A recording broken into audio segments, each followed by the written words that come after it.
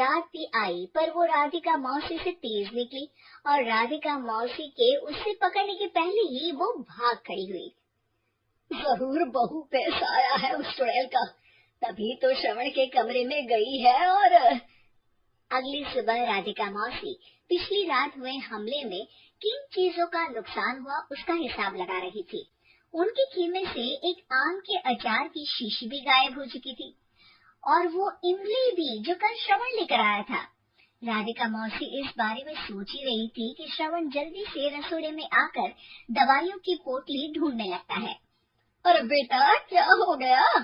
अब माँ वो काजल की तबीयत खराब है, बहुत घबराहट हो रही है उसे।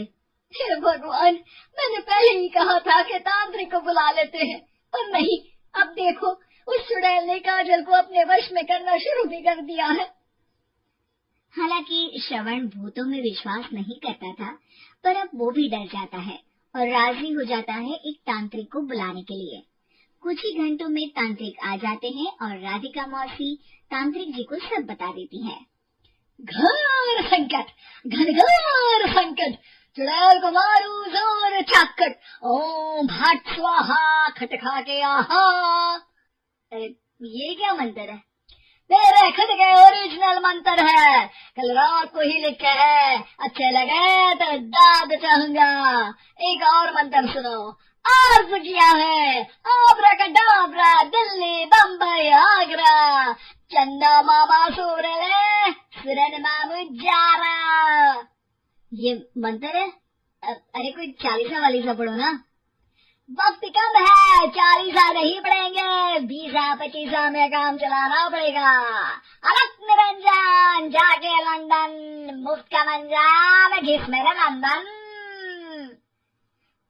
अरे जल्दी करो तांत्रिक जी, जल्दी करो।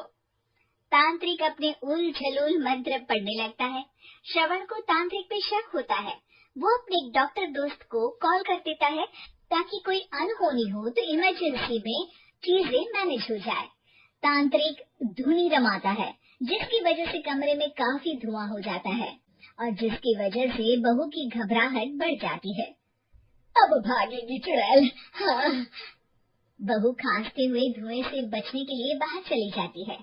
अरे भाग रही है, भाग रही है। पीछे पीछे श्रवण भी जाता है। बहू एक सोफे पर बैठ जाती है। तभी डॉक्टर दोस्त आ जाते हैं और श्रवण को पानी लाने के लिए कहते हैं। थोड़े चेकअप के बाद डॉक्टर कहते हैं, मेरे हिसाब से जाप का काम पूरा हो गया है। क्या मतलब? अरे कुछ भी नहीं माँ, कोई चुड़ैल नहीं है, खुशखबरी है, अब दादी बनने वाली है। मगर वो सब अचार के डब्बे। श्रवण दोनों अचार के डब्बे अपनी माँ को दिखाता है, जो कि उनके बिस्तर के नीचे छुपे हुए थे। हाँ, आपने सही बोला था माँ, वो चुड़ैल काजल ही थी जो खट्टा खा रही थी। हमें कल ही पता चला, पर हमने आपको ये तांत्रिक वाला काम करने दिया ताकि आपको भरोसा हो जाए कि भूत वगैरह कुछ होता ही नहीं। अच्छा अच्छा, ये तो बड़ी खुशी की बात है, पर बेटा मुझे एक झाड़ू तो ला दे। क्यों माँ? ये तांत्रिक का भूत उतारती हूँ मैं। अब तांत्रिक राधा मौसी के डर से घर से भाग निकलता है और राधा मौसी उसके पीछे भागती है।